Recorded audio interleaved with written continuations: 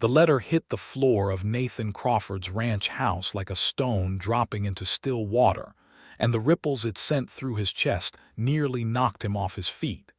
"She is not the woman I agreed to marry." He said it aloud, not because anyone was there to hear it, but because the words needed air to become real. He had read the letter from the agency in Abilene 3 times already, and each time the lines blurred together in a way that had nothing to do with the afternoon light slanting through the dusty window, and everything to do with the fury building behind his sternum like a storm that had been gathering for weeks. He had sent for a bride. He had followed every protocol, paid every fee, written every careful letter describing the life he could offer, the ranch, the land, the future carved out of hard work and harder years. He had received a photograph of a woman named Clara Whitfield, 24 years old, from a respectable family in Missouri. He had written to Clara. He had believed, fool that he was, that Clara had written back. But the woman sleeping in his spare bedroom right now was not Clara Whitfield. She had arrived on the afternoon stage out of Dodge City 2 days ago, stepping off the coach with a battered carpet bag, and eyes the color of a winter sky, gray and layered, and full of something unnamed. She had said her name was Edna Beckett. She had said there had been a misunderstanding. She had said she could explain everything, but her voice had broken clean in half before she'd gotten to the explanation, and Nathan had let her rest because she'd looked like a woman who had not slept in a week and had been crying for longer than that. He had assumed the explanation would come in the morning. The morning had brought the letter from the agency instead. Nathan folded the letter with slow, deliberate hands, the kind of deliberate that meant he was holding something back. He set it on the kitchen table. He walked to the window and stood looking out at the land that stretched away from the house in every direction, golden and dry and enormous, the kind of land that could swallow a man whole if he let it, or hold him up like a foundation if he worked it right. He had spent 11 years working it right. He was 31 years old, and he had never asked for anything he had not earned. He had asked for this one thing: a partner, a wife, a woman willing to build something alongside him through the proper channels, and somehow the proper channels had delivered him a secret wrapped in a woman's face, and now he did not know whether to be furious or heartbroken or afraid. He heard the spare room door open. He did not turn around. He heard the soft sound of boots on the wooden floor, the kind of careful sound a person makes when they know they are walking into a reckoning. "Mr. Crawford," Edna Beckett said behind him. "Miss Beckett," he said, still looking out the window, "sit down. I think it is time you told me everything." There was a pause, then the sound of the chair at the kitchen table being pulled out. Then silence, and in that silence the whole story of how they had both arrived at this impossible morning began to take shape. Edna Beckett had not intended to deceive anyone. That was the first and most important thing, and she would spend the next several minutes of her life trying to make a man who had every right to be angry understand it. She had grown up in Lawrence, Kansas, the second of 4 daughters born to a schoolteacher named Robert Beckett and his wife Marion, who had died of typhoid fever when Edna was 14. Her father had remarried 2 years later, a pragmatic woman named Agnes who was not unkind, but who had made it quietly clear over the years that the Beckett daughters would need to find their own paths sooner rather than later. Edna had become a seamstress. She had been good at it. She had built a small, careful life for herself in Lawrence, taking in alterations and making dresses for the wives of merchants, and she had been content, not happy exactly, but content, which she had told herself was close enough. Then Clara Whitfield had come into her shop 6 months ago. Clara was everything Edna was not. She was bright and laughing and reckless in a way that Edna had always secretly envied, the kind of woman who made decisions the way other people breathed without thinking, without calculating, without lying awake at night measuring every possible consequence. Clara had come in for a dress fitting and had stayed for 3 hours, talking the whole time with the easy confidence of a woman who had never once doubted that people wanted to hear what she had to say. They had become friends. The unlikely kind, the kind that forms between two people who are different enough to balance each other. Clara had told her about Nathan Crawford 2 months into their friendship. She had shown Edna the photograph, the letters, the description of the ranch in Texas. She had been practically vibrating with excitement, the kind of excitement that Edna had recognized, even then, as the excitement of the idea of something rather than the thing itself. "He sounds wonderful," Clara had said, spreading Nathan's letters across Edna's work table like a hand of cards. "Serious and strong, and he has all that land. Can you imagine?" Edna had read one of the letters while Clara pointed out her favorite parts.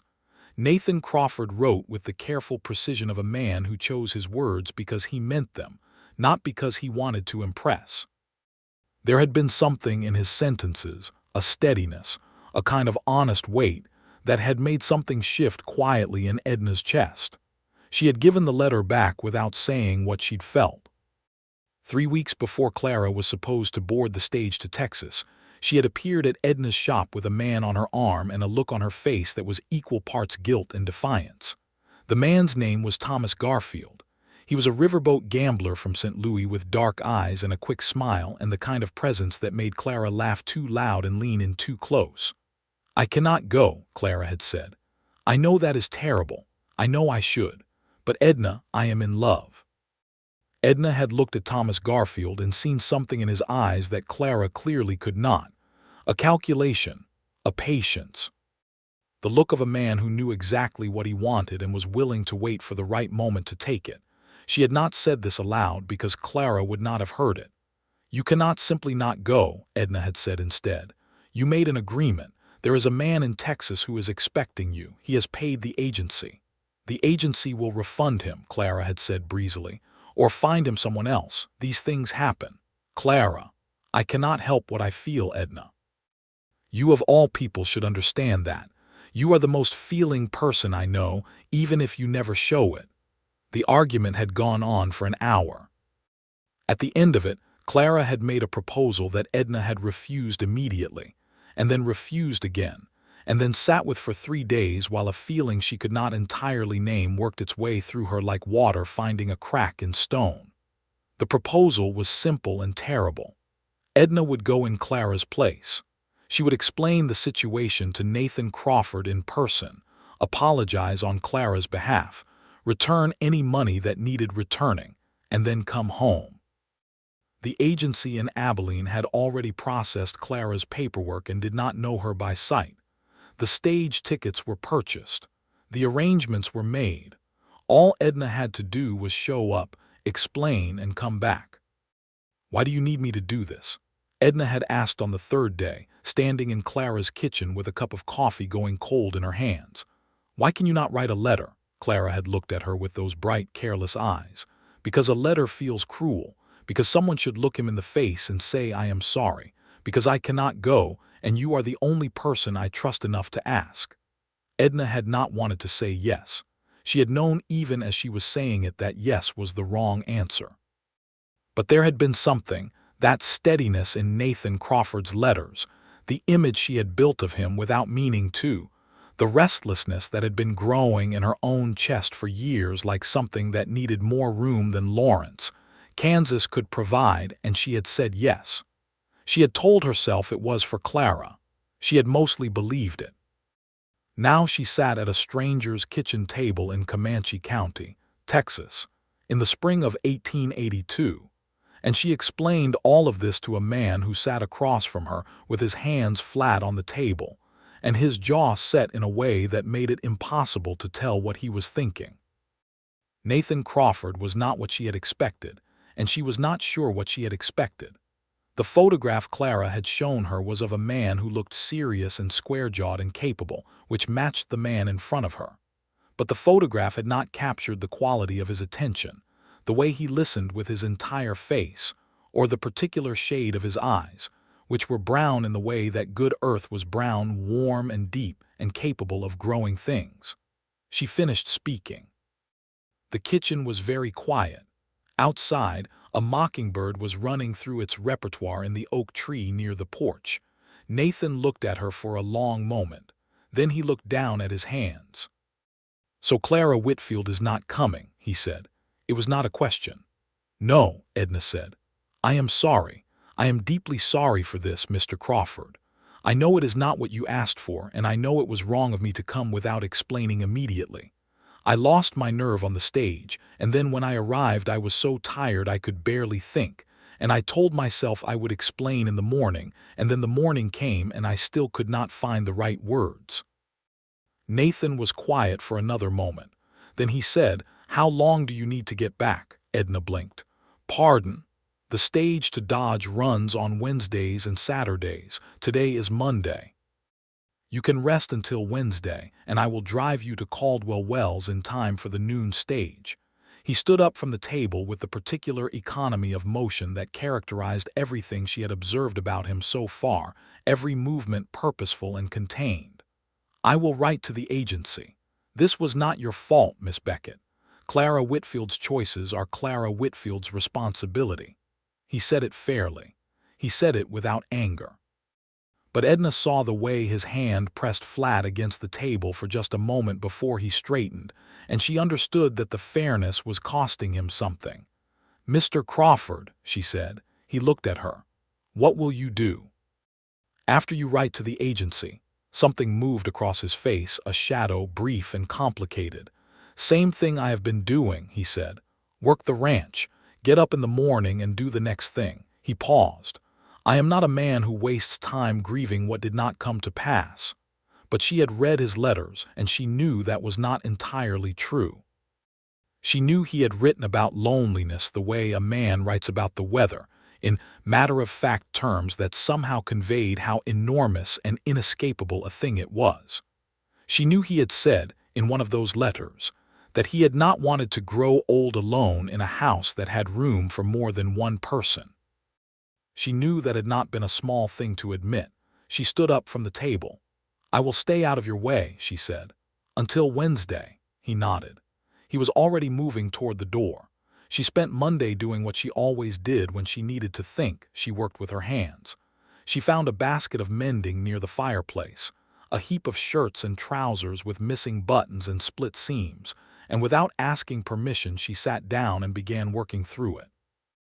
By the time Nathan came in from the fields at midday, she had mended everything in the basket, rehemmed a pair of work trousers, and replaced 4 buttons on a shirt that had been missing them for what appeared to be a considerable length of time.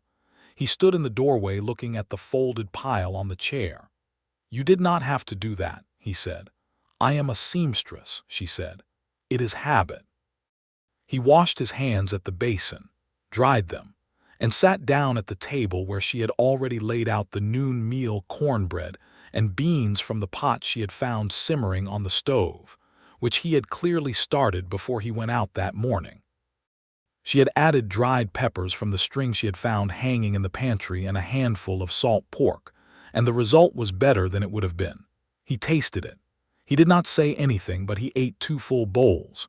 She ate across from him, and they talked, cautiously at first, in the way of 2 people who are aware that the situation calls for distance but whose natures keep pushing them toward something else. He asked her about Lawrence. She asked him about the ranch. He told her he ran about 200 head of cattle on 3,000 acres, that he had a hired hand named Amos who was out with the cattle today, and that the nearest town, Caldwell Wells, was 14 miles to the east. "It must be isolating," she said. "It can be," he said.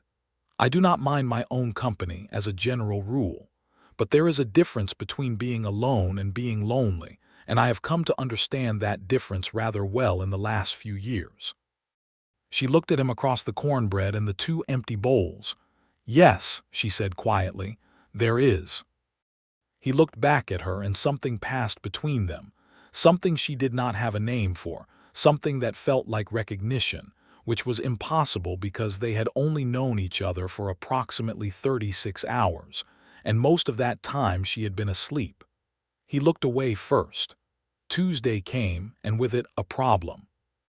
The problem arrived in the form of Amos, Nathan's hired hand, a lean and weathered man of about 50, who came riding in at dawn with his horse lathered, and an expression on his face that meant bad news before he even opened his mouth. A section of the northern fence line had come down in the night, and somewhere between 40 and 60 head of cattle were currently somewhere they should not be, heading in the direction of the Reeves property. Hector Reeves was not a man who welcomed other men's cattle on his land. He was also not a man who welcomed argument about it. Nathan had been in the saddle within 10 minutes. He had paused at the door long enough to look at Edna with an expression she could not quite read. "I may be gone most of the day," he said. "Help yourself to whatever is in the kitchen." "I will manage," she said. He nodded and was gone. She managed. She spent the morning baking bread from the flour and yeast she found in the pantry, a task that occupied her hands while her mind did what it had been trying not to do since she had arrived, which was to think about Nathan Crawford. She thought about the way he had said there was a difference between being alone and being lonely, and the way his voice had been entirely flat, and even when he said it, which was not the voice of a man reporting a fact, but the voice of a man who had learned to carry something heavy enough that he no longer noticed the weight. She thought about his hands on the table, pressing flat for that brief moment before he straightened. She thought about the letters. She had not said this to him, but she had read every letter he had written to Clara. Not just the one Clara had shown her, all of them, because Clara had given her the packet before she left, saying Edna should know what she was walking into. And Edna had read them, intending to skim and instead reading every word twice. Nathan Crawford wrote about Texas the way other men wrote about women they loved, with a particular tenderness, an awareness of both the beauty and the difficulty, an unwillingness to pretend it was something other than what it was. He wrote about the land and the work and the slow building of something real with his own hands, and threaded through all of it was an honesty about what was missing that was more moving for being understated. He had never once written about what he would expect from a wife in the way that some men wrote the cooking and the cleaning and the producing of children as though these were the primary items on a list. He had written instead about companionship, about conversation, about having someone to sit with in the evenings when the work was done and the quiet got to be too much. She had thought, reading those letters, that whoever Nathan Crawford eventually found, she would be a lucky woman. She had not, at that point, let herself think about what it meant that she could not stop reading. The bread was done by early afternoon. She left it cooling on the rack, then went outside because the house was too quiet and the inside of her own head was worse. The Crawford Ranch was beautiful in the way that hard, uncultivated things are beautiful, not gentle, not soft, but vast and honest, the kind of landscape that did not promise you anything but gave you everything if you paid attention. The sky was enormous. The grass was the particular gold green of late spring in central Texas, moving in slow waves when the wind came through. There were live oaks along the creek line, twisted and permanent, the kind of trees that had been there before anyone had built anything and would be there long after. She walked to the creek and sat on a flat rock and listened to the water, which was running clear and shallow over a bed of pale limestone. Turtles had arranged themselves on a log 20 feet upstream. A scissor-tailed flycatcher performed aerial maneuvers over the grass at the water's edge, its improbable tail streaming behind it. She sat there for an hour, and at the end of the hour she acknowledged to herself that she did not want to go back to Lawrence. The thought arrived with the clarity of something that had been true for a while and was only now being admitted. She did not want to go back to the alterations and the merchant wives' dresses and the life that fit like a garment one size too small, not painful exactly, just constrictive in a way she had stopped noticing until she got out of it. She wanted this. The sky and the creek and the scissor-tailed flycatcher, the bread cooling on the rack in a kitchen that had room enough. The conversation across the table about loneliness with a man who did not dress it up. She wanted things she had no right to want, and Wednesday was tomorrow. She was walking back to the house when she heard the hoofbeats. 2 horses coming fast from the south, and she stepped off the path to let them pass, except they did not pass. They stopped in front of the house, and the men on them were not Nathan or Amos. There were two of them, broad, dust-caked, with the look of men who were accustomed to taking what they wanted from situations. The larger one had a mustache like a paint brush and small eyes that moved over the ranch with proprietary calculation. "Ho there," he called to Edna. "Is Crawford about?" "He is not," she said, keeping her voice level. "He will be back this evening." The man with the mustache leaned on his saddle horn and looked at her with an expression that she did not like. "You must be the mail order bride," he said, and made it sound like a kind of joke. "I am a guest," she said. "Is there a message I can give Mr. Crawford?" The two men exchanged a look. The second one, younger, with a thin mouth and restless hands, said something to the first one that she could not hear, and the first one grinned. "You tell Crawford that Dale Rourke came by," the man with the mustache said. "You tell him we want to talk about the water rights on the south pasture. Tell him sooner is better than later." "I will tell him," she said. They rode away, and she stood watching them go with a feeling that was not quite fear but was close enough to its neighbor that she went inside and latched the door. Nathan came back at dusk, tired in the fundamental way of a man who has been physical all day, with Amos behind him. They had recovered most of the cattle. 3 were unaccounted for. The fence was mended. Nathan did not sit down immediately but stood in the kitchen and washed his hands and face at the basin, and then he smelled the bread. He turned and looked at the loaves on the rack.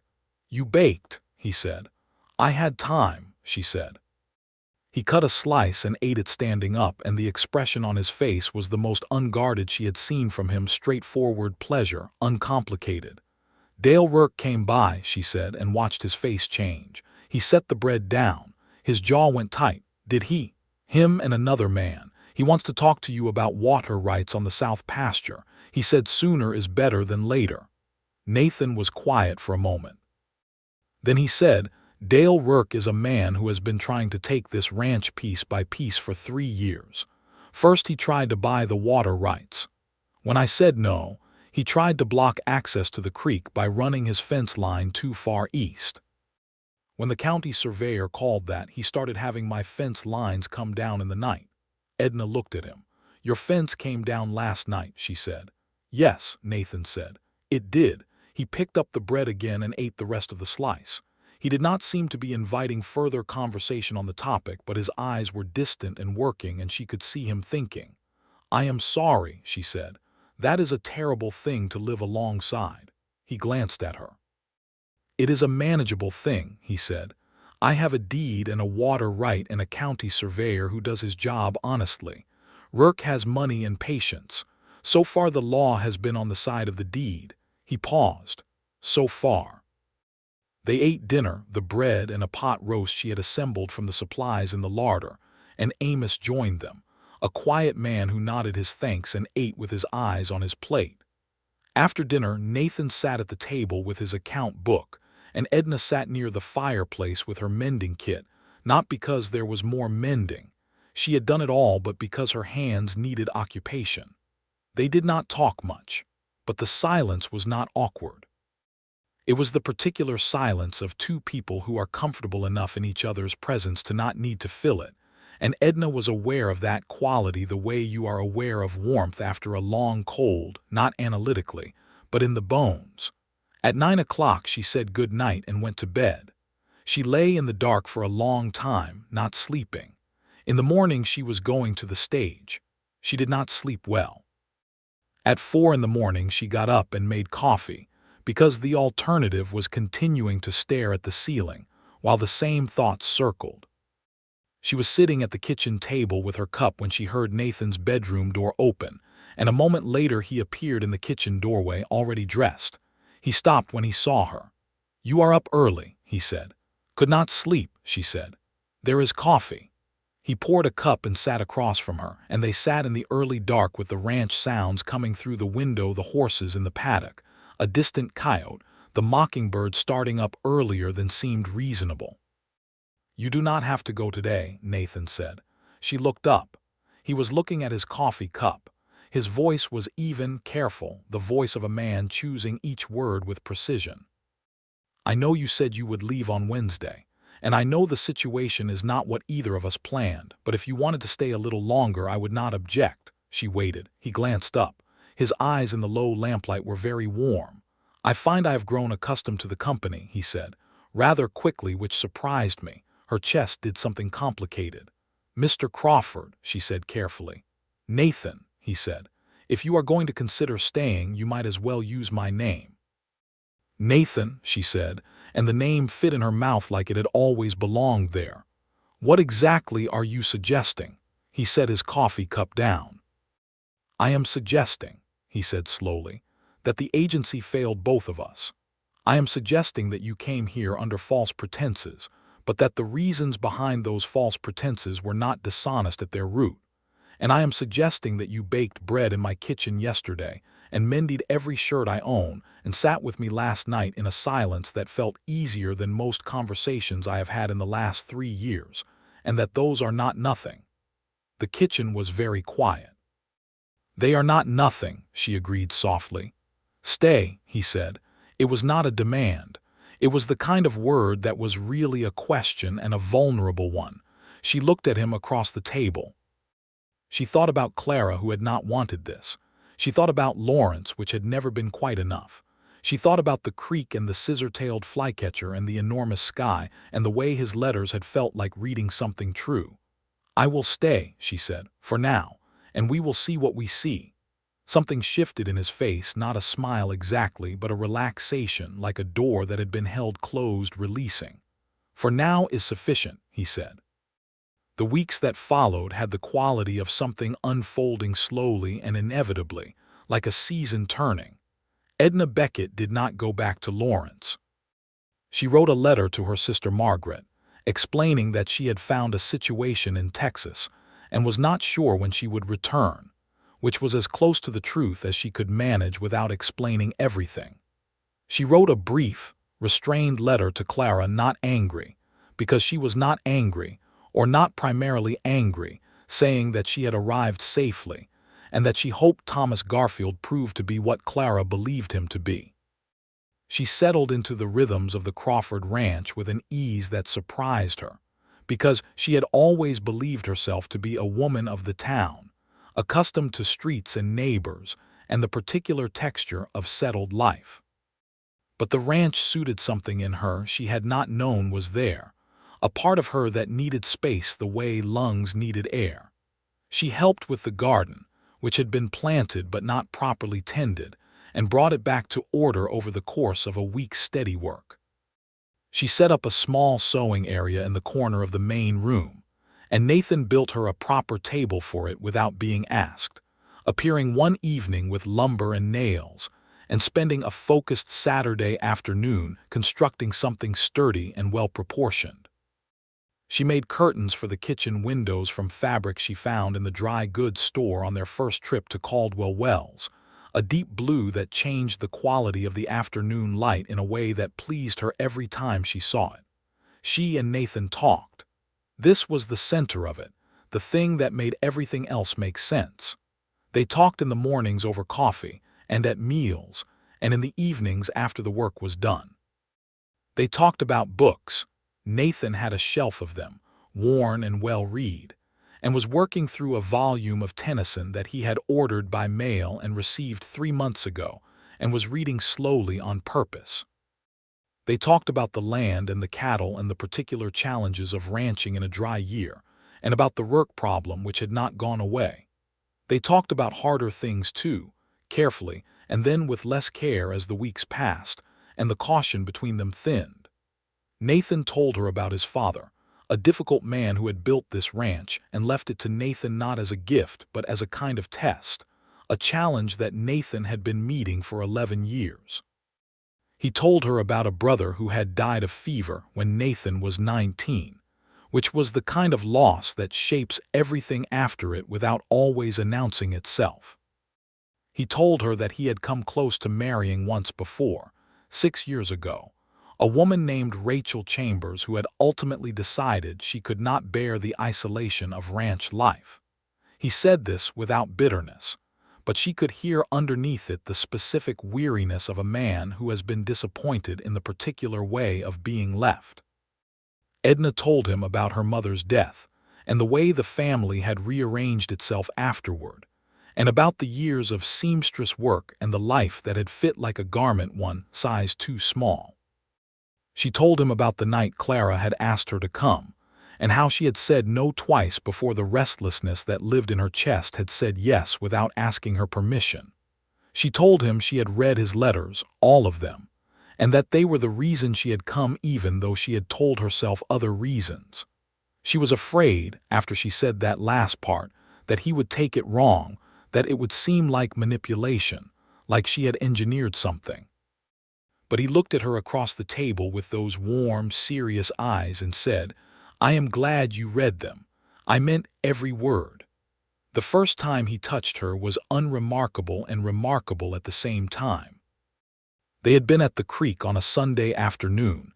She had made it a habit to walk there in the afternoons, and he had begun joining her without either of them deciding that was what would happen, and she had lost her footing on a wet stone and he had caught her arm. He held it a moment longer than was strictly necessary, and she let him, and when she looked up at him they were standing very close. He did not kiss her. He was not a man who moved quickly. But he kept hold of her arm all the way back to the bank, and even when the ground was steady, he did not let go immediately, and the warmth of his hand stayed on her arm for the rest of the afternoon. June came with its particular ferocity, the Texas summer arriving without apology, and the work situation escalated.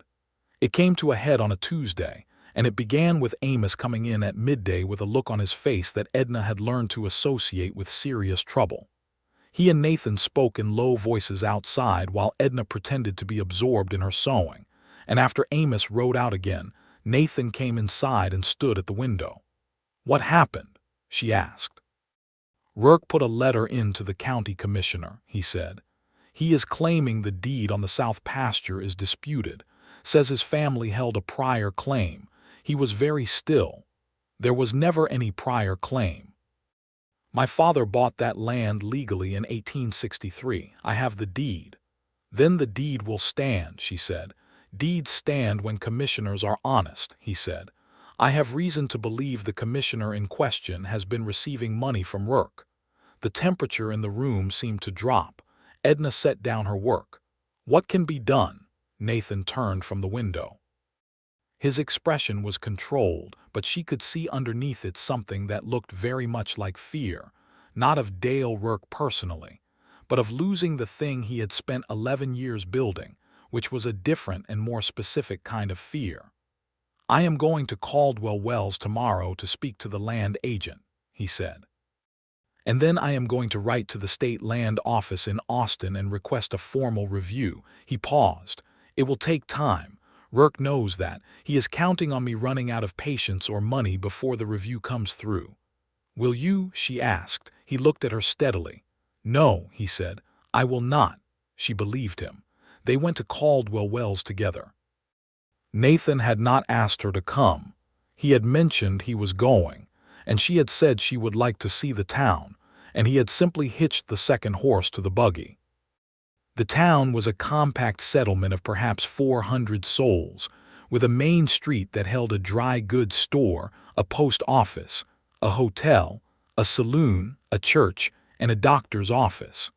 There was also a land agent's office, which was where Nathan spent most of the morning. Edna spent the time in the dry goods store, where she purchased thread and 2 kinds of fabric, and fell into conversation with the storekeeper's wife, a round and forthcoming woman named Mrs. Adeline Phelps, who had the gift of making conversation feel like sunshine. "You must be the woman out at Crawford's place," Adeline Phelps said without any particular embarrassment. "News travels in a town this size. We heard he was expecting a bride." Edna had been prepared for exactly this moment and had given thought to how to handle it. "I am Edna Beckett," she said simply. "I came out from Kansas. Mr. Crawford and I are getting acquainted." Adeline Phelps nodded with the satisfied air of a woman who considers this sufficient information and is prepared to build whatever story she likes on top of it. "He is a good man," she said.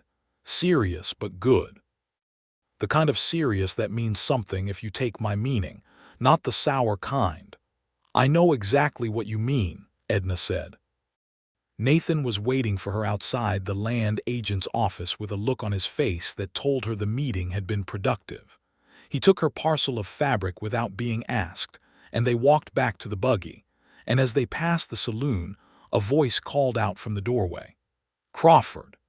Dale Rourke stepped out of the saloon with the particular unhurried quality of a man who is certain of his ground.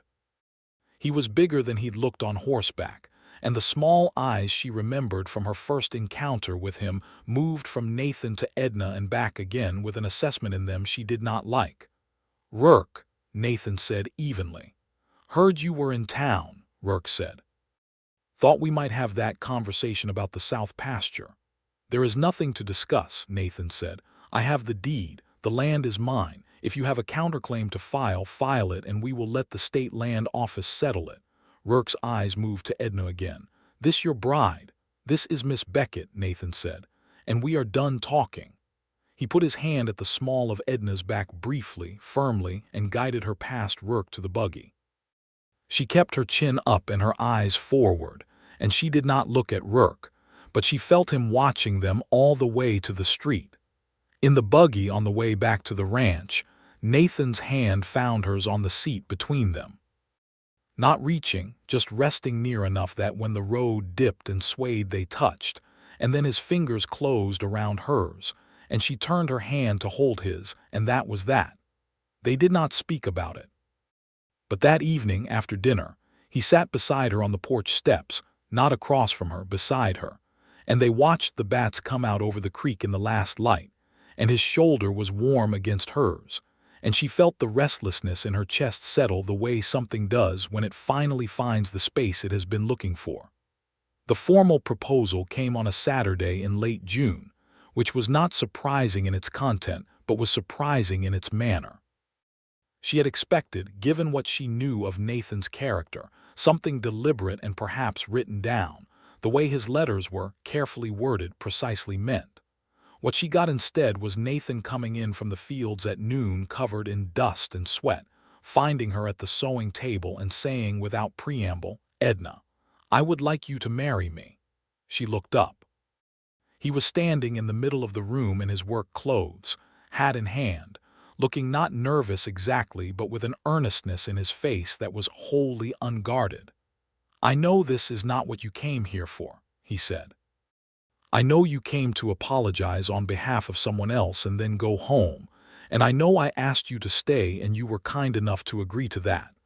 But I am not a man who does anything halfway, and what I feel for you is not something I can do halfway. He stopped, continued. You are honest and steady, and you make bread that is better than anything I have eaten in 11 years, and you read my letters before you ever met me and came 200 miles because of them, which is either the most foolish thing I have ever heard or the bravest, and I believe it is the latter. I want to marry you, if you will have me. Edna set down her work. She stood up from the sewing table. She crossed the room to him and stood close enough to look up into his face, and what she saw there was everything his letters had promised, the steadiness and the honesty and the something underneath that was warm and patient and waiting. You are covered in dust, she said. I am aware, he said. Yes, she said. He looked at her. Yes, you are aware, or yes, you will marry me. Both, she said. He laughed, a real laugh, surprised out of him, the first full laugh she had heard from him, and it changed his face entirely, opening something that was usually held in. He reached out and took her face in both his hands, dust and all, and kissed her. And the kiss was exactly like his letters, careful and honest, and more feeling under the surface than the surface showed. And she kissed him back with everything she had been holding since that first morning at the kitchen table. They were married by the circuit preacher who came through Caldwell Wells in July. Adeline Phelps and her husband attended, and Amos stood up with Nathan, and the preacher was a lean, kind-eyed man named Reverend Hollies, who performed the ceremony in the afternoon light in the church that smelled of cedar and beeswax. Edna wore the dress she had made herself, ivory cotton with blue embroidery at the collar that matched the curtains in the kitchen, which she had not planned but which pleased her when she noticed it. Nathan wore his best suit, which was dark wool and fit him well, and when she walked down the short aisle to him, he looked at her with an expression that she understood she would carry for the rest of her life, pure and uncomplicated and unhidden. The Reverend Hollies asked the standard questions, and they answered them. And when it was done, Nathan kissed her in front of Adeline Phelps and her husband and Amos, which was not so different from the first time except that this time it lasted longer and no one was surprised by it. They drove home in the late afternoon, and the sun was setting over the western hills in shades of orange and deep red, and Nathan had his arm around her shoulders, and she had her head against his jaw, and neither of them spoke much, because there are moments that do not require language. The work problem resolved itself in August, which was later than Nathan had hoped and sooner than he had feared. The State Land Office in Austin completed its review of the deed records and determined that Dale Work's claim had no legal basis. The land had been properly deeded to Nathan's father in 1863 and had passed to Nathan without complication. The commissioner who had been entertaining Work's petition was quietly replaced. Work did not make any more nighttime visits to the fence lines. Nathan came home the day the letter arrived from Austin and set it on the table in front of Edna without speaking, and she read it and set it down and looked up at him, and the relief on his face was enormous and quiet. "It is done," he said. "It is done," she agreed. He sat down heavily in the chair and put his face in his hands for a moment, not weeping, just absorbing the end of something that had been pressing on him for 3 years. She came around the table and put her hand on his shoulder, and he reached up and covered her hand with his, and they stayed like that until he lifted his head and looked at her with eyes that were clear and warm. "Thank you," he said, "for staying through it." "Thank you," she said, "for asking me to." The first winter of their marriage was hard in the way that first winters often are, not a catastrophic hard, but the grinding hard of two people learning to live with each other in the close quarters of a house through cold months when the world contracts. They disagreed about things. She was tidier than he was, and he was more set in his routines than she had understood from the easier months of courtship. She had opinions about how the accounts should be organized that differed from his, and he had a stubbornness about certain things that she initially found maddening, and gradually came to recognize as the same quality that had kept him holding the ranch against Work for 3 years. They argued twice, properly. Once about the accounts, which ended with her being right and him acknowledging it with the grace of a man who had learned to admit error even when it cost him something. And once about her sister Margaret, who wrote in October saying she was thinking of coming to visit, and Nathan said that was fine while his face said something different, and when she pressed him on it, he said he had simply gotten used to it being the two of them, which was not an argument exactly but became one. That one ended differently, not with a resolution but with Nathan coming to find her where she had retreated to the porch in the cold, sitting down beside her and saying, "I am sorry. I am not always easy to live with, I know that, and your sister is welcome, of course she is." She had looked at him sideways in the cold. "You are worth the difficulty," she said. He had taken her hand and held it. Margaret came in November and stayed for 3 weeks, and she and Nathan arrived at a cautious respect that Edna could see becoming genuine warmth given time. Margaret was observant in the way of younger sisters and pulled Edna aside on her second day to say, quietly, "He looks at you like you are the thing that makes sense of everything else." Edna had not known what to say to that, so she had said nothing, but she had carried it with her for the rest of the day. By spring she knew she was expecting a child. She told Nathan on an evening in March when the bluebonnets were coming up along the creek, and the air had that particular quality of the season turning warm and green and full of promise.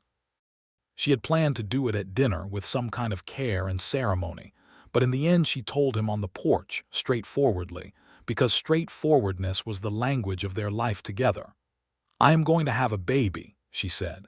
Nathan went very still. He was looking out at the creek. He turned to look at her, and what was on his face was not the controlled, careful expression she had come to know as his everyday face. It was something fully open, something she had only glimpsed before in moments when he laughed, when he kissed her, when the letter from Austin had arrived. It was joy, uncomplicated and complete. Pulled her to him and held her with both arms, and she felt his breath against her hair and the steady drumbeat of his heart under her cheek. When, he managed. October, she said. November, perhaps. He held her for a long time. The creek ran in the distance. The mockingbird sang in the oak. We should write to your father, he said eventually. We should write to your sister in San Antonio, she said. He had a sister, Alina, who had moved there when she married and whom they had been meaning to visit. We will write to everyone, he said, but not right now. They stayed on the porch until the stars came out, which they had gotten in the habit of doing in the warmer months, sitting with each other in the dark after the day was done. This was the thing she had not expected, not the love itself, which she had perhaps suspected from the beginning, but the quality of the life they had built together, its texture, the way mornings felt when you woke beside someone who was glad to see you, the way the evenings had a completeness they had not had before. She had come here as someone else's errand, bearing someone else's apology, telling herself she was doing a kindness for a friend. She had been honest enough with herself in the quiet moments to acknowledge what had really drawn her, Nathan's letters, and the person they implied, and the restlessness in her own chest that had needed somewhere to land. He had not been what she expected, and she had not been what he sent for. They had chosen each other anyway. Or perhaps the choosing had happened before either of them understood it. In the letters she had read 3 times, and the voice that said there was a difference between alone and lonely, in the bread and the mending and the silence that fit like something familiar. The baby came in late October, which was earlier than they had anticipated, and arrived in something of a hurry that kept the doctor from Caldwell Wells busy for several hours, and Nathan pacing the kitchen floor with Amos, who had declined to go home, and was drinking coffee with the methodical dedication of a man who needed his hands occupied. It was a boy. Healthy and loud, with Nathan's square jaw already visible under the new baby roundness, and Edna's gray eyes looking out at the world with an expression of deep affront. Nathan held him with the particular careful wonder of a man encountering something he has been waiting for without knowing how to want it. He stood in the bedroom doorway with the lamp behind him and looked down at the baby in his arms, and Edna watched him from the bed with the exhausted, bone-deep satisfaction of a woman who has just accomplished something enormous. "What shall we name him?" Nathan asked. "I thought Robert," she said, "after my father." Nathan looked up at her. "Robert Crawford," he said, as though trying the name. Then he nodded slowly and something in his face settled. "That is a good name." Robert Crawford arrived in October of 1883 and immediately made himself the center of everything, which is what babies do, and the ranch reorganized itself around him with a naturalness that surprised no one more than Edna, who had not known how entirely a small person could rearrange the interior of a life. Nathan was a father in the way he was everything, without halfway measures. He got up in the night when Robert cried, which Edna had not expected, and which moved her in a way she found difficult to express. He carried the baby on his rounds of the ranch in the mornings, Robert bundled against his chest, while Nathan surveyed the fence lines and spoke to Amos about the cattle, apparently not finding it unusual to conduct ranch business while wearing an infant. Amos, for his part, took to the baby with an avuncular warmth that Edna found deeply touching. The lean, quiet man who had worked for Nathan for 8 years turning out to have a particular gift for entertaining small children. She wrote to Clara in the spring of 1884. It was the first she had written since the terse letter after her arrival, and she had not known for a long time what she would say. She said in the end that she was well and married and had a son. She said she had no regrets about how things had happened, which was true, though she acknowledged that things had happened in a way that was not properly honest, and that she was sorry for her part in that even if the outcome had been good. She said she hoped Clara was well. Clara wrote back 6 months later. She was in St. Louis. She was no longer with Thomas Garfield, who had turned out to be exactly what Edna's instincts had said he was, a man looking for something he was not prepared to give in return. Clara did not sound devastated in the letter, but she sounded older, which was its own kind of consequence. She said she was glad Edna was happy. She said she supposed things had worked out for the best, though she was aware she was not entirely entitled to say so. Edna wrote back, and they began a correspondence that was careful at first and slowly became something warmer, not the easy friendship of their Lawrence days, which had a particular innocence that could not be recovered, but something more honest than that, built on two women knowing each other better than they once had. The summer of 1885 brought a drought that hit Comanche County hard. The creek dropped to a thin silver thread. The grass went from gold to brown to something that crumbled. Nathan and Amos moved the cattle to what remained of the better grazing and watched the sky with the patient anxiety of men who know that anxiety changes nothing, but cannot help it. Edna carried water from the creek to the garden every morning and managed to keep the most essential things alive: the tomatoes, the kitchen herbs, the row of beans that had become an important food supplement in lean months. She also began, quietly and without making a production of it, to keep the household accounts in a way that would let them weather an extended difficult period if it came to that. She had grown up in a household where money was always slightly insufficient and had learned the arithmetic of making things stretch, and she applied it now with a thoroughness that Nathan recognized and valued. He told her so one evening when she showed him. The revised accounts told her straightforwardly, in the way of two people past the need to dress things up, that she had saved them from difficulty with her foresight. She told him straightforwardly that she had simply done what needed doing, and he looked at her with those warm, serious eyes and said, "I know. That is what I mean." Robert turned 2 in October of 1885 and was conducting himself like a small force of nature, which kept Edna and Nathan both occupied and occasionally exasperated and frequently helpless with laughter, which is the particular experience of parents of 2-year-olds everywhere. He had his father's stubbornness and his mother's precision, and a laugh that filled every room he was in. And the ranch, which had been quiet for so long, was now a different place, louder and warmer, and rooted to the future in a way Nathan spoke of differently than he had spoken of it before. The drought broke in November with 3 days of rain that Nathan stood in for long enough that Edna eventually appeared on the porch with his hat and his slicker, and the expression of a woman who loves a man and has learned to manage him. "Come inside," she said. "The rain knows its business without your supervision." He came inside, dripping and grinning, and picked up Robert, who shrieked with delight at the rain smell on his father's coat. They had their second child in 1886, another boy, whom they named James after Nathan's father's middle name, which Nathan had come to a kind of peace with over the years. James Crawford arrived with less drama than Robert had and immediately distinguished himself by being the more placid of the two brothers, a quality that everyone in the household appreciated. Robert regarded his brother with the characteristic suspicion of older children, and within 2 months had become his most devoted protector, which was not surprising but was gratifying. Amos built a proper cradle for James, unprompted, presenting it one evening with the embarrassed dignity of a man who had made something with his hands and was not sure how to give it. Edna thanked him with the sincerity of a woman who understood what the gesture meant, and Nathan shook his hand, and Amos went home looking like a man who had accomplished something worth accomplishing. By 1887, the ranch had expanded. Nathan had purchased the adjacent parcel when a neighboring family moved east, adding another 800 acres to the 3,000 he had inherited.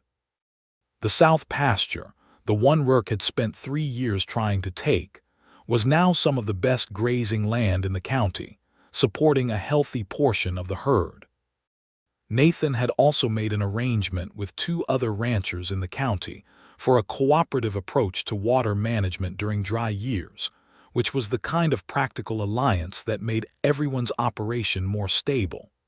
Edna had, by this point, expanded her own activity beyond the household. She had begun taking in sewing from some of the other women in the county, not because they needed the money, they did not. The ranch was doing well, but because it was her craft and she was good at it, and she missed having work that was purely hers. Nathan had offered to build her a proper workroom, and she had taken him up on it, and the small room off the east side of the house with its good light and her proper work table became a place she went to every day for 2 or 3 hours while the boys played in the yard under Amos's watchful eye. She had not expected, when she came to Texas on someone else's errand, to build a life this full. She had expected, perhaps, to find that Nathan Crawford was tolerable, or that the ranch was beautiful, or that some lesser version of the life she had glimpsed in his letters was attainable. She had not expected the life itself, its specific texture, its daily satisfactions, the way it had expanded to fill the space she had always known was there, waiting. She thought about this sometimes in the evenings when the boys were in bed and she and Nathan were on the porch in the dark the way they always were in the warm months. She thought about the letter that had hit the floor of his house in that spring morning in 1882, the one that had said she was not the woman he expected. She thought about sitting at his kitchen table and explaining everything, and the way he had pressed his hand flat against the table before he straightened. She thought about how close she had come to not being here, the 2 refusals before the yes, the stage ride where she had told herself it was for Clara, the moment of cowardice on that first afternoon when she had chosen to sleep rather than explain, and then the morning when the letter had arrived and the explanation had been forced. If the timing had been different, if he had been less fair or she had been less honest, or the letter had arrived a day later or earlier. She did not spend much time on these thoughts because they led nowhere useful, but she was aware of them the way you are aware of the nearness of something you nearly missed.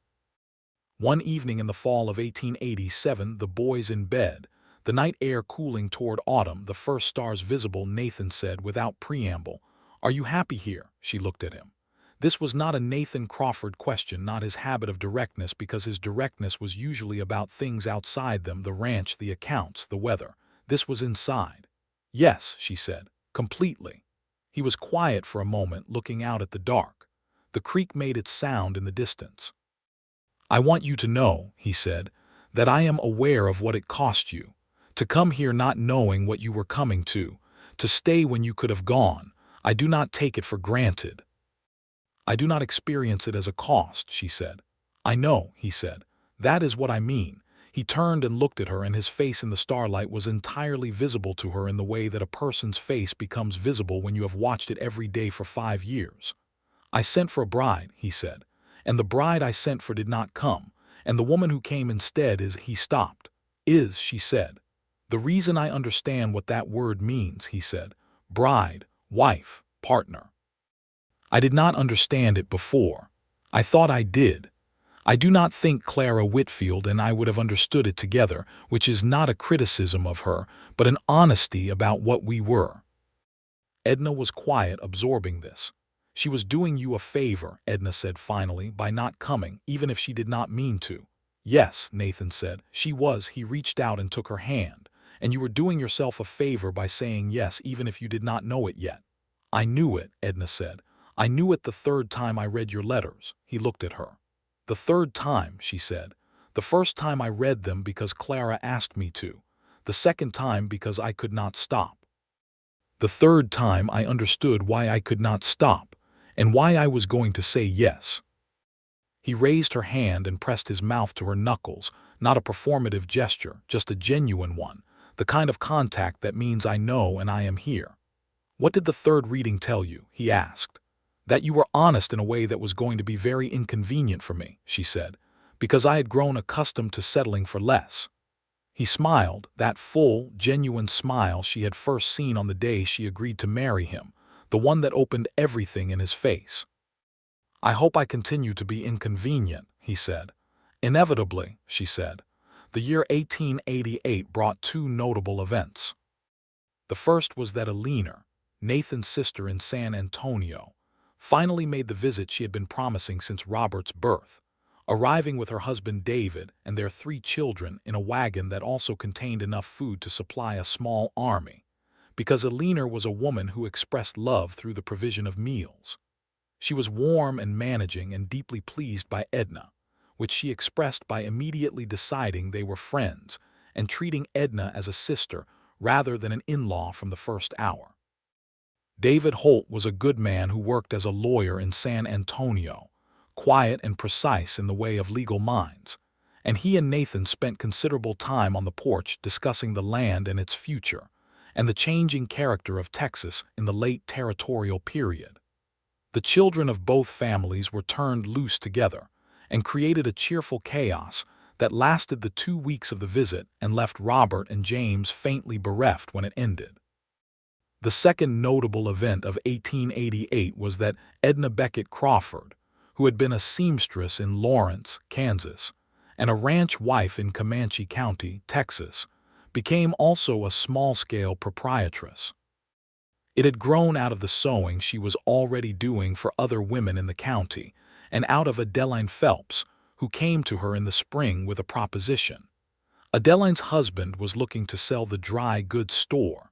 His back had been giving him trouble, and they were thinking of moving to be nearer their daughter in Dallas.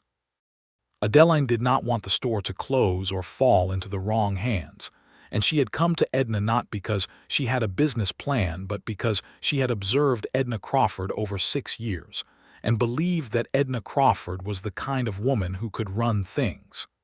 Edna took the idea to Nathan, who listened to the whole of it and then said, "What do you want to do?" "I want to do it," she said, "with modifications. The dry goods would be half the store. The other half would be a proper dressmaking and alterations shop." Nathan looked at her with the expression she had come to associate with him being pleased and not wanting to show it too quickly. "That is a sound business plan," he said. "Is it a yes?" "It is a question," he said. "How will you manage the shop and the house and the boys?" "Amos," she said. "And we can hire someone for the house, which we have talked about before and never done." He thought. She waited. She was good at waiting for Nathan to think. "Yes," he said. They purchased the store in June of 1888 and spent the summer converting half of it to a seamstress's shop. Edna hired a girl from town named Frances to help with the sewing and a woman named Mrs. Curley for the house, and by September the Beckett and Crawford dry goods and dressmaking was open in Caldwell Wells.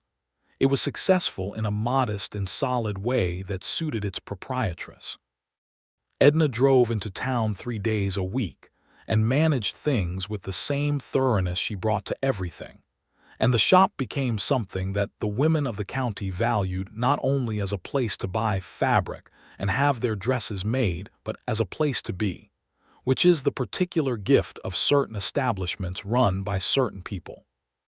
Nathan came to understand this the first time he went to collect Edna at the shop at closing, and found 3 women still inside having a conversation, so engaged that none of them had noticed the time. He waited on the boardwalk outside with his hat in his hands and watched the light in the window and heard the voices and the laughter, and when Edna finally came out, she looked at him with the particular expression of a woman who knows she has kept someone waiting and is not entirely sorry. "There were things to discuss," she said. "Evidently," he said, and held out his arm. She took it, and they walked to the buggy in the last light of the afternoon, and he drove them home through the golden Texas evening with the boys waiting at the ranch and Mrs. Curley's supper on the stove, and it was possible, if you were paying attention, to observe 2 people in the specific condition of being entirely satisfied with the lives they occupied. By 1890, Robert was 7 and James was 4, and the question of schooling became pressing. There was a small schoolhouse in Caldwell Wells run by a young teacher named Miss Annalie Voss, who had come from Austin the previous year and was proving competent and dedicated. Robert began attending in September, driven in by Amos on school days and collected in the afternoon, and took to it with an enthusiasm that Edna watched with deep satisfaction, because Robert Crawford read with a concentration that she recognized as her own and asked questions with a persistence that was entirely his father. The ranch continued to prosper in the way of things that are well tended. Nathan added to the herd and expanded the pasture management, and made the cooperative water arrangement more formal, creating an organization of 6 ranches that shared infrastructure and resources in a way that reduced everyone's vulnerability in dry years. He was not a man who sought recognition, but he had become someone that other ranchers in the county came to with problems, which was a kind of recognition that suited him better than any public acknowledgement would have.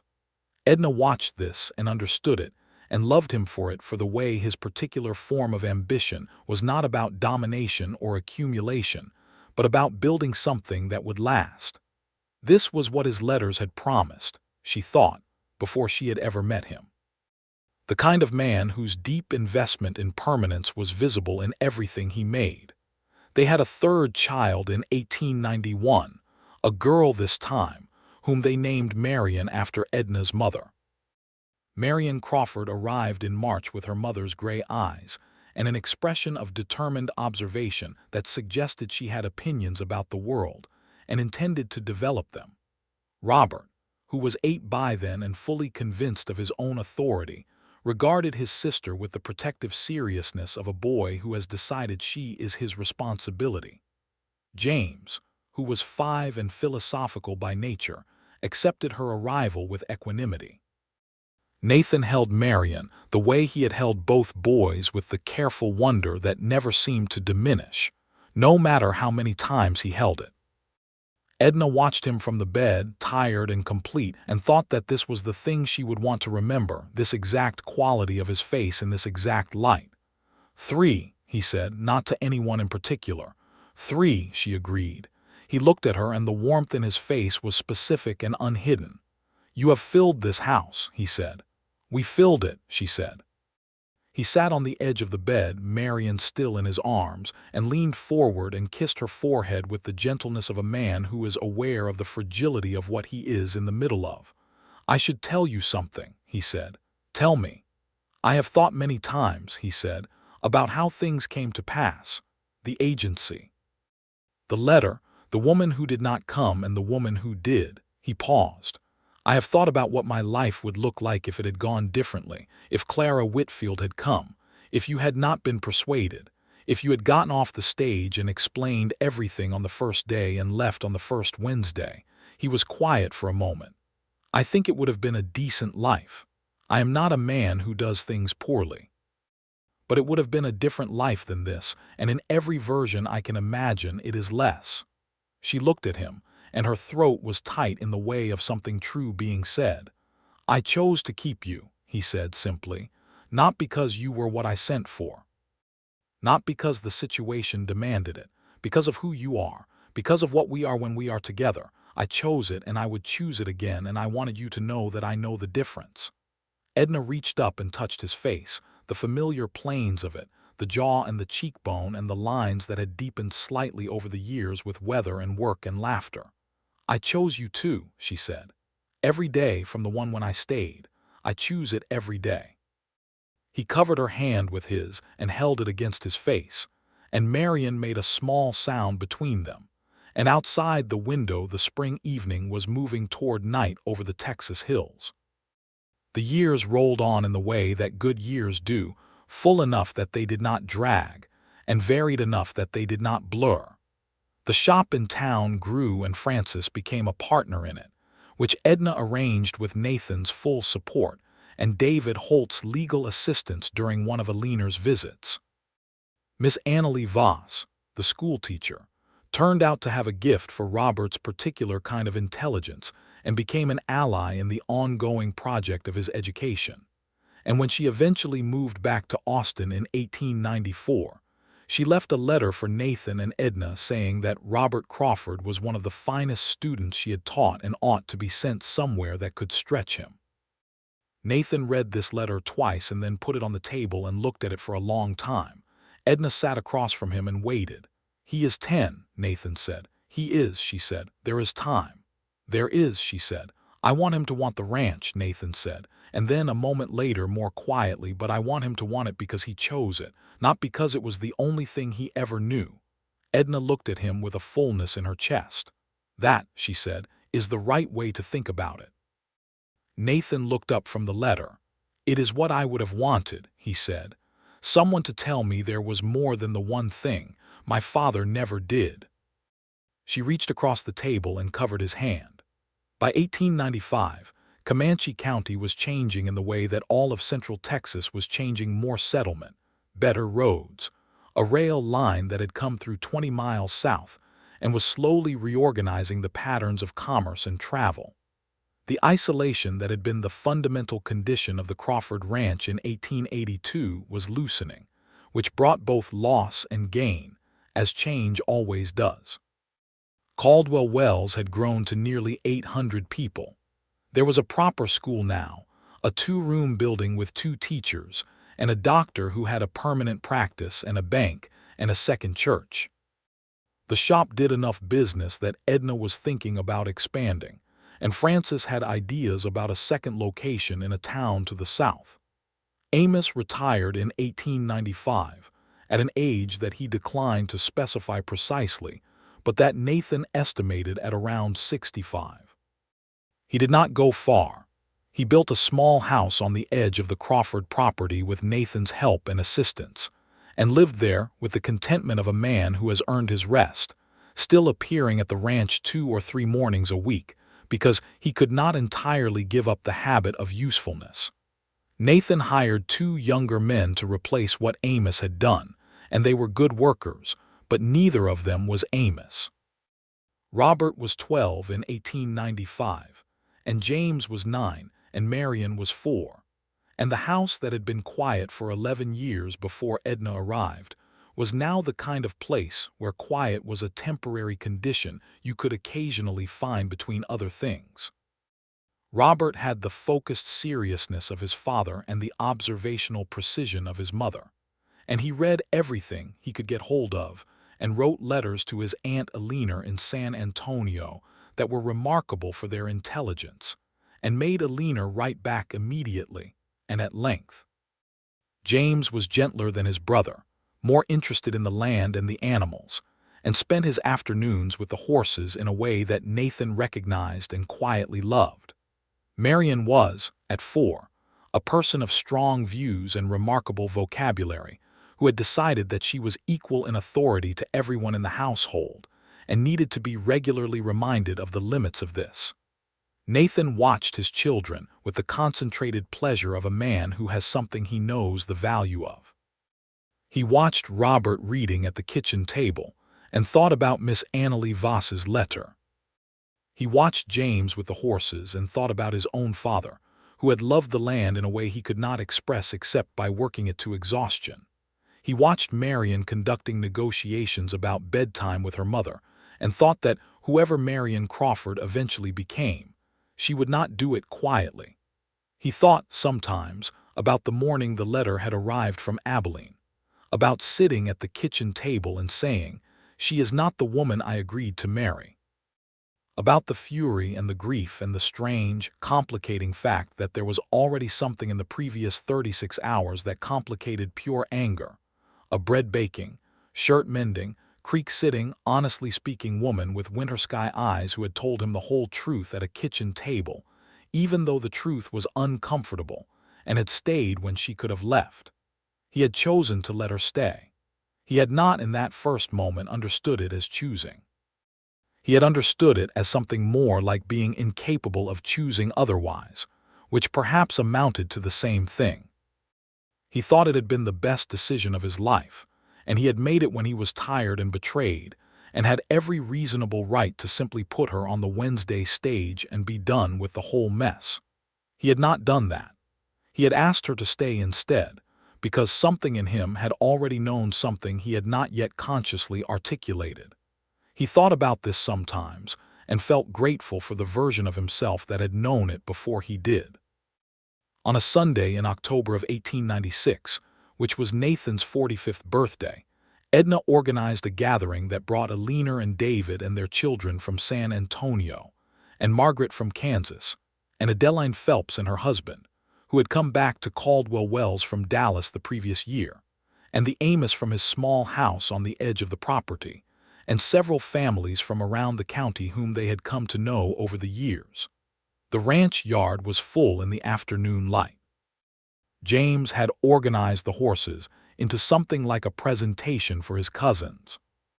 Robert was in conversation with David Holt about law, which seemed to be what he was currently thinking about, with the quality of seriousness he brought to things he was genuinely considering. Marion was 4 years old and seated in Amos's lap, telling him something at length that he was receiving with complete attention. Edna found Nathan standing slightly apart from the gathering, at the edge of the yard, looking at it all. She came to stand beside him, and he put his arm around her shoulders without looking, the way you put your arm around something that belongs there. 45, she said. Apparently, he said. How does it feel? He looked at the yard. At Alina laughing at something David had said, at Robert's focused expression, at James with the horses, at Marion on Amos's knee, at the friends and neighbors and the long October afternoon light on everything. It feels exactly like what I was hoping for, he said. When I was 30 and working this ranch alone and not yet willing to say what was missing. She looked up at him. He looked down at her. His face was lined now in the ways that a face becomes lined when it has done considerable living, and his hair had gray at the temples that had not been there when she met him, and he was more beautiful to her now than he had been in 1882, which had surprised her when she first noticed it and no longer surprised her at all. You are what was missing, he said. You and everything that came from you. I want you to know I have always known that. I know you know it, she said. You are not a man who keeps things like that to himself. Not with you, he said. I never was. This was true. Whatever reserve he carried in other directions, he had never been unexpressive with her. She had given him, she sometimes thought, the safety to say the inside things, the way he had given her the space and the permanence to grow into the full size of herself. This was what good marriages did, she believed, not filled each other's gaps exactly, but created conditions in which each person could become more entirely who they were. She had been a seamstress in Lawrence, making other people's clothes and living in a life one size too small. She was the same person and utterly different, the owner of a shop, the mother of 3 remarkable children, the wife of a man who looked at her the way Margaret had described, like she was the thing that made sense of everything else. She had not been the bride he sent for. She had come in through the wrong door, bearing someone else's apology, with a fabricated claim on a situation that was not hers. She had stayed because the restlessness in her chest had finally found its landing place, and she had been honest enough with herself to name it. He had kept her. Not because circumstances demanded it, not because it was easier than the alternative, but because he had chosen to, which was the most important thing, and the thing she carried with her daily. The gathering went on until evening. When the guests had gone and the children were in bed and the yard was quiet, Nathan and Edna sat on the porch in the dark with the same stars that had been there since 1882, the mockingbird finally silenced for the night, the creek running in the distance with its familiar sound. She leaned against his shoulder. His arm came around her. "Happy birthday," she said. "It was a good one," he said. "They have all been good ones," she said. "Since the first." He pressed his mouth to her hair. "They have," he said, "they have." The ranch was quiet around them. The October air was cool and clean. The stars were the particular density of stars over open country, more of them than you could count, more than you could name. The sky enormous and permanent, and full of something that had no word but felt very much like the future. Edna Crawford thought about Lawrence, Kansas, and a basket of mending, and a letter that hit the floor of a stranger's house like a stone. She thought about a woman named Clara Whitfield who had sent her by accident into the life she was supposed to have. She thought about a kitchen table and an honest conversation, and a man who had said stay when he had every right to say go. She thought that the hidden motives had not been dark in the end. The secrets had not been kept for long. The trap that had seemed to close around both of them, the wrong woman, the wrong beginning, the impossible situation, had turned out not to be a trap at all but a door, and they had both walked through it, and the choice to stay on the other side had been made freely and was made again every day. Nathan Crawford had sent for a bride and received instead the particular, unexpected, exact right thing. She had sent herself looking for an exit and found instead a home. The creek ran, the stars held their positions. The ranch that had been built by difficult men over difficult years lay around them in the dark, patient and permanent, waiting for Robert and James and Marion, and whatever came after them. The future unfolding ahead in the way of something that has good roots and therefore does not need to worry about the wind. They sat together in the deep Texas night and said very little and needed to say nothing at all, because everything necessary had been said and everything uncertain had been resolved, and everything they had chosen was exactly this: the warm weight of each other, the sound of the water, the improbable abundance of a life built out of a mistake that had turned out not to be a mistake at all. This was what they kept, what they had chosen to keep. Each other and the life that love had made possible, and the ordinary daily extraordinary fact of being fully, finally, exactly where they were supposed to be.